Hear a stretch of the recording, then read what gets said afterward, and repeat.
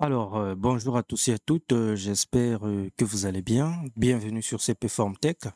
Je sais que ça fait longtemps qu'on n'a pas fait de vidéo ici, mais comme vous le savez très bien, le métier d'admin réseau et système et cybersécurité, c'est un métier vraiment très exigeant et tout. C'est un métier qui vous prend énormément de temps.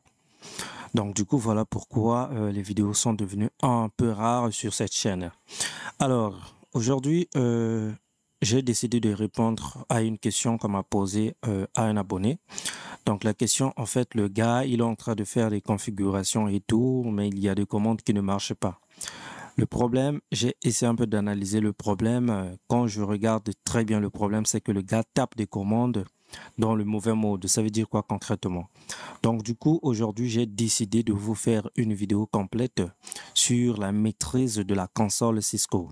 Voilà, donc ici, comme vous pouvez le voir à ce niveau, vous avez trois modes qui existent dans la console Cisco. Vous avez le mode utilisateur, vous avez le mode privilégié et vous avez le mode de configuration globale. La plupart du temps, les gens essaient des commandes, ça ne marche pas, tout simplement parce qu'ils tapent ces commandes dans le mauvais mode. OK?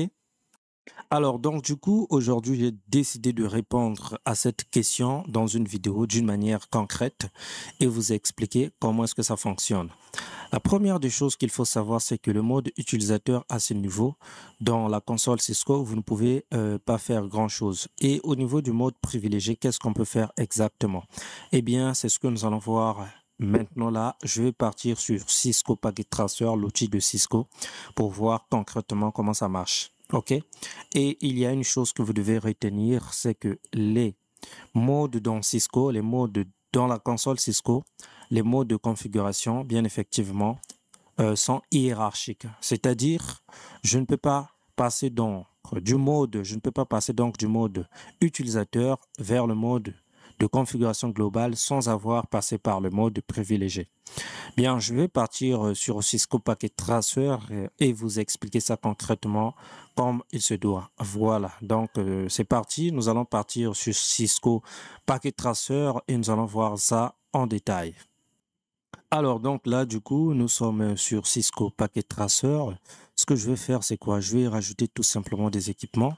Donc ici, je vais prendre par exemple un switch 2960. Je vais le glisser à ce niveau. Et je vais rajouter également un PC. Donc là, je vais prendre par exemple un laptop ou PC. Je vais prendre un laptop à ce niveau. Très bien. Une fois que vous avez fait ça, c'est génial. Donc ici, je vais zoomer tout simplement sur Cisco Packet Tracer, la version que j'utilise. Vous cliquez sur CTRL, la touche CTRL, vous maintenez la touche CTRL de votre clavier et ensuite vous allez utiliser tout simplement la molette de votre clavier, de votre souris, pardon, pour agrandir donc l'espace de travail. Donc comme ceci, voilà. Donc là, comme vous pouvez très bien le voir, ça devient beaucoup plus visible. Alors, ici, ce que je veux vous montrer en fait, c'est quoi? C'est que dans la vie réelle, pour se connecter à un équipement Cisco, il faut utiliser ce qu'on appelle par le câble console. OK? Donc, c'est ce câble que vous voyez là. Le câble bleu. Donc, quand je passe ma souris, mon curseur à ce niveau, normalement, vous voyez ici, console qui apparaît à ce niveau. Regardez très bien ici, vous avez console. Je sélectionne. Voilà. Une fois que vous avez sélectionné, donc du coup, je vais connecter ici. Le câble console encore, il a une extrémité qu'on appelle RS232 normalement. Donc ça, c'est branchement USB. Mais ici, en fait, c'est RS232. Et ça, c'est dans la vie réelle. Mais là, avec les nouvelles versions, moi, ce que j'utilise, c'est le branchement USB. Vous branchez sur le switch. Ici, il y a un port qu'on appelle console. Voilà. Alors, donc, pour vous connecter à un ordinateur, et ça, c'est la simulation de Cisco Packet Tracer d'ailleurs, pour vous connecter à un équipement tel que l'équipement de Cisco, du coup, une fois que vous avez fait ça, je viens sur le PC comme ceci, et après, ce que je vais faire, c'est quoi? Bah, vous allez venir sur Desktop. Une fois sur Desktop, vous allez chercher sur Terminal. Je clique sur Terminal, et ensuite, je vais venir cliquer sur OK. Voilà. Une fois que vous avez cliqué sur OK, normalement, là, comme vous pouvez le voir, je suis sur le switch. Voilà, donc là, je suis sur le switch, je clique là et je peux déjà effectuer des configurations. Je peux fermer cette fenêtre, je peux venir directement sur le switch comme ceci. Je clique là sur le switch, je viens sur CLI, donc à ce niveau sur CLI, je clique là Et après, là, je peux effectuer des configurations. Donc, par exemple, ici, je vais dire Enable. Donc, Enable, c'est pour accéder en mode de configuration en mode privilégié. Voilà. Donc, ici, l'objectif de cette vidéo, c'est de vous détailler le mode utilisateur, le mode privilégié et le mode de configuration globale. Alors, donc, du coup, nous allons commencer avec le mode utilisateur. Le mode utilisateur, c'est le mode que vous voyez là par défaut. Donc, par exemple, quand j'accède à mon équipement, vous voyez le mode utilisateur ici à ce niveau. Quand vous regardez très bien, vous avez ici le nom de l'équipement qui est Switch. Ensuite, ici, vous avez, comment est-ce qu'on appelle ça? Voilà, donc ici, vous avez le signe supérieur. OK? Bien. Donc, du coup, ça, c'est le mode utilisateur. Dans ce mode, il y a les commandes qu'on peut taper bien effectivement. Eh bien, comment est-ce qu'on fait pour savoir les commandes disponibles à ce niveau? C'est très simple. Vous allez tout simplement taper le point d'interrogation de votre clavier. Donc là, je clique sur le point d'interrogation et là, normalement, on va me donner toutes les commandes possibles dans ce mode utilisateur. Vous voyez là, j'ai tapé le point d'interrogation. Quelles sont les commandes que je peux taper dans ce mode? Connect, disable, disconnect, enable, exit, etc. Ping. Voilà, donc c'est un mode vraiment basique. Comme vous pouvez très bien le voir, il n'y a pas énormément de commandes qu'on peut taper dans ce mode. Donc du coup, ce que je peux dire, c'est que ici, dans ce mode, on peut taper seulement des commandes basiques. Voilà, donc pour répondre vraiment à la question de l'abonné qui vient de m'écrire, qu'il y a des commandes qu'il tape et ça ne marche pas, eh bien, il faut d'abord vérifier. Taper un point d'interrogation. Est-ce que la commande que vous voulez taper existe même dans ce mode? Est-ce qu'on peut taper cette commande dans ce mode-là? C'est la première des questions qu'il faut se poser parce que si votre commande n'existe pas dans ce mode, bah, vous allez taper là toute la journée. Ça ne marcherait pas. Ça ne peut pas marcher en fait. Donc du coup, ici, c'est un mode basique. Alors, il y a un deuxième mode qui est très important, c'est le mode privilégié. Donc, ici, au niveau de Cisco, les modes sont hiérarchiques. Donc, pour passer du mode utilisateur vers le mode privilégié, il faut taper la commande enable. Donc, comme ceci, enable. OK? Voilà. Donc, ici, quand je tape, par exemple, EN, je peux cliquer sur la touche de tabulation comme ceci et ça me complète la commande. Alors, ici, ça fonctionne comment concrètement? Je vais en parler tout à l'heure dans la suite de la vidéo. Pour l'instant, tapez la commande Enable. Une fois que vous avez tapé la commande Enable, vous cliquez sur la touche Entrée de votre clavier. Et normalement, comme vous pouvez le voir, donc du coup, là, je vais passer du mode utilisateur vers le mode privilégié. Voilà.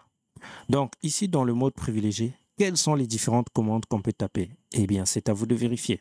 Vous allez taper tout simplement point d'interrogation de votre clavier comme ceci. Et voilà, on m'affiche toutes les commandes que je peux taper dans ce mode. Voilà, donc du coup, ici, vous avez énormément de commandes. Clear, clock, confirm, connect, copy, debug. Vous voyez, il y a même une suite. More, je peux afficher la suite avec la touche entrée de mon clavier comme ceci, vous voyez. Voilà, donc là, j'ai énormément de commandes par rapport au mode utilisateur. Voilà, donc ça, c'est un mode pour la maintenance. C'est ici que vous allez tester la connectivité, les commandes ping.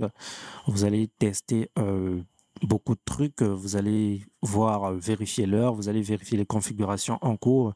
C'est un mode de maintenance. Voilà, donc dans ce mode ici, c'est un mode où vous allez faire de la maintenance, tester la connectivité, voir quelles sont les configurations qui ont été effectuées sur l'équipement. Voilà, c'est dans ce mode que ça se passe, le mode de privilégié. En d'autres termes, le mode administrateur. Donc ici, vous allez administrer les équipements, OK?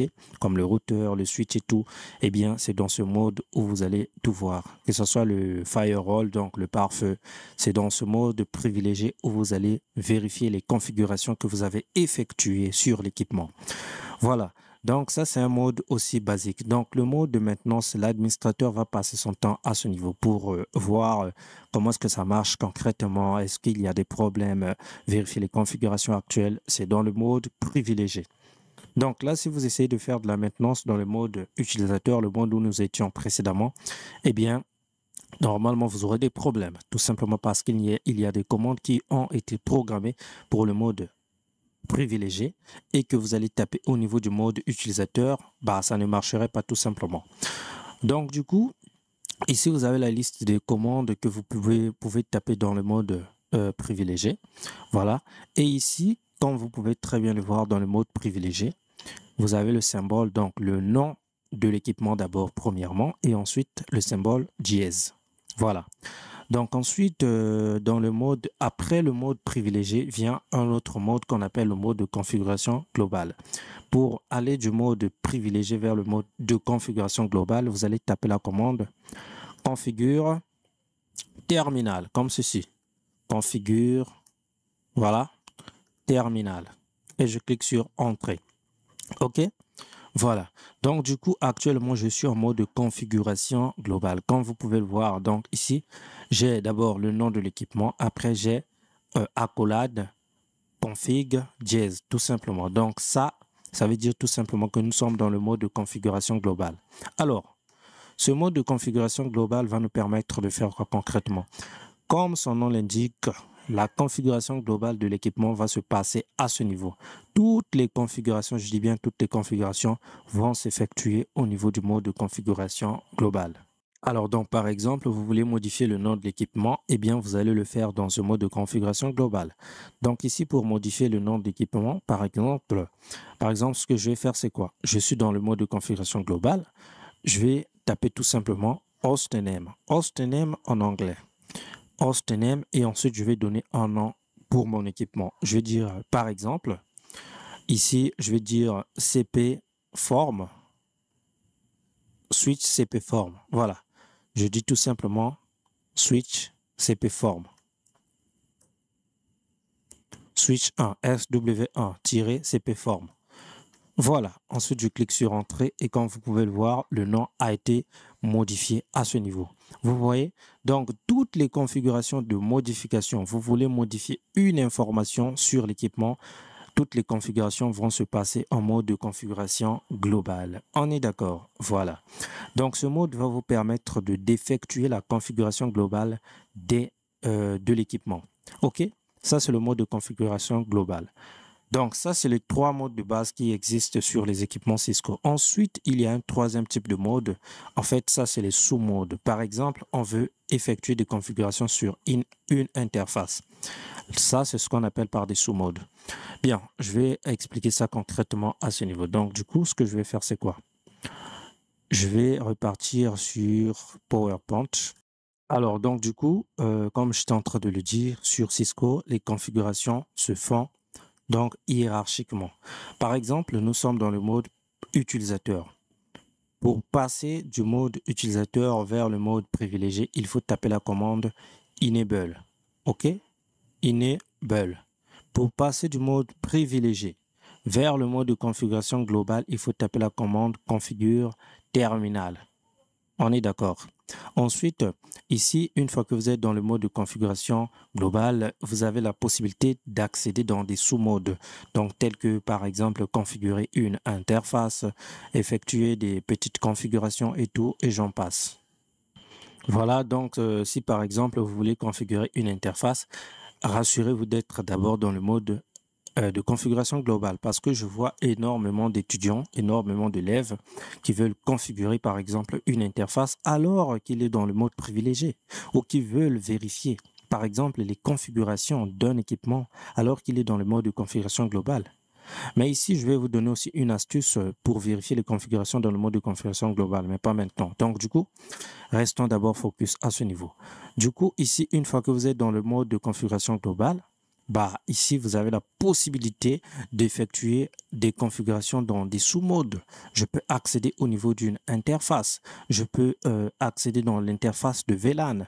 Je peux accéder dans l'interface de configuration telle que de OSPF, des protocoles de routage. Donc, ça, tout ça, ce sont des sous-modes. OK?